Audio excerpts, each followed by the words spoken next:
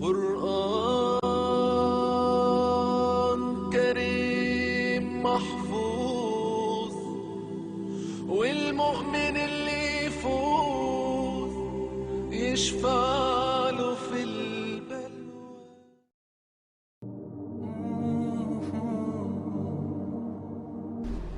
آپ مجھے یہ بتائیں کہ پہلے ہم نے یہ طے کرنا ہے کہ ہم نے جذبات پہ چلنا ہے یا علم پہ. اگر کوئی کہتا ہے میں نے جذبات پہ چلنا ہے تو پھر میں اس کو علمی دلیل دوں گا. ابو داؤد، ترمذی، ابن ماجہ میں حدیث ہے ایک شخص نے نبی علیہ السلام کو آ کے سجدہ کیا. اس نے کہا کہ میں کوفے کے پاس ہیرا نامی شہر میں گیا، وہاں پہ لوگ اپنے سردار کو سجدہ کرتے تھے. آپ تو اللہ کے رسول ہیں، آپ تو زیادہ حقدار ہیں، آپ رسول بھی ہیں اور آپ ہمارے سردار بھی ہیں صلی اللہ علیہ وآلہ وسلم. جذباتی طور پہ بات ٹھیک تھی نا؟ جذباتی طور پہ تو نبی علیہ السلام کو کہنا چاہیے تھا نا ٹھیک ہے کر لے. اب میں سر اٹھا، جب میں فوت ہو جاؤں گا تو میری قبر سے گزرے گا، کیا میری قبر پہ بھی سجدہ کرے گا؟ کہا نہیں یا رسول اللہ. تو فرمایا پھر مجھے کیوں سجدہ کرتا ہے؟ اگر میں سجدہ جائز سمجھتا تو بیویوں کو کہتا کہ اپنے خاوندوں کو سجدہ کرے اس حق کے سبب جو اللہ نے ان کو دیا ہے. نبی علیہ السلام نے صحابی کے جذبات کی قدر کی، علمی بات کی، کتابی بات کی، بابی والی بات نہیں کی. نہ میں وابی نہ میں بابی، میں ہوں مسلم علمی کتابی بات کی.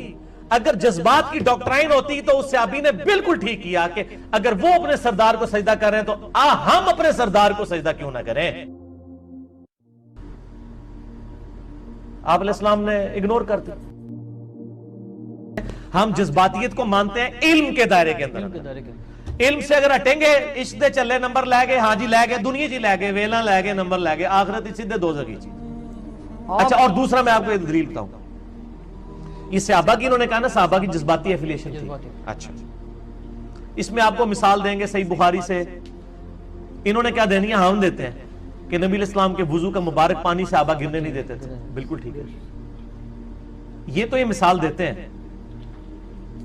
یہ مثال ترمذی سے کیوں نہیں دیتے کہ انس بن مالک کہتے ہیں کہ ہمیں ایسا شخص آتا تھا جو ہمیں سب سے بڑھ کر محبوب تھا، لیکن ہم اس کے استقبال کے لیے کھڑے نہیں ہوتے تھے کیونکہ وہ اس کو ناپسند کرتے تھے، اور وہ محمد رسول اللہ تھے صلی اللہ علیہ وسلم.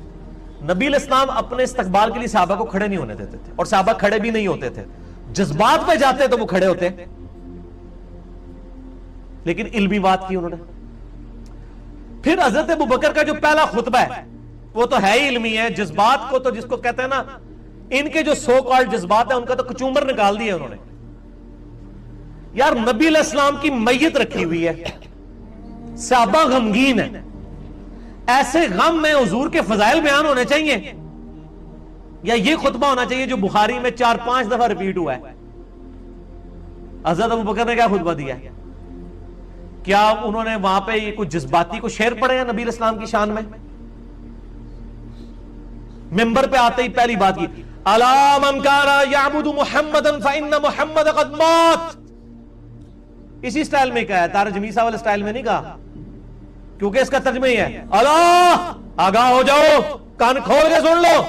یہ پنجابی میں ٹرانسلیشن ہے اللہ کی. اب جس کو عربی نہیں آتی اس نے تو کہنا نا انجینئر صاحب ترجمہ خود ہی کرتے ہیں. اللہ کان کھول کے سن لو، کنو کاٹ لو. گل من کان یعبد محمدا، جو کوئی محمد صلی اللہ علیہ وآلہ وسلم کی عبادت کرتا تھا، فإن محمد قد مات، تو محمد صلی اللہ علیہ وآلہ وسلم کو موت آ گئی ہے. ومن کان یعبد اللہ، تو جو کوئی اللہ کی عبادت کرتا تھا وہ جان لے، کرتا تھا یا کرتا ہے یا کرتا رہے گا. یعبد لفظ ہے پریزنٹ ٹینس اور فیوچر کے لیے، فیوچر تو اڈے لوگ ہنستے ہیں. جو کوئی کرتا ہے اور کرے گا، فإن اللہ حی لا یموت، پس اللہ تعالیٰ زندہ ہے، اسے موت نہیں آئے گی. یار کسی نے اٹھ کے نہیں کہا کہ اللہ نے بندے کوئی حضور دی شان کو نہ دی پڑھو ایتھے تسی، مطلب پہلے اسی غمگین آ تسی ایتھے پٹھیاں گلاں شروع کرتی ہیں. کتنی پٹھی گل ہے آج کی ڈاکٹرائن میں کہ جو محمد کی عبادت کرتا تھا وہ جان لے کہ محمد صلی اللہ علیہ وآلہ وسلم کو موت آ گئی ہے. جو اللہ کی عبادت کرتا تھا وہ جان لے اللہ کو موت نہیں آئے گی.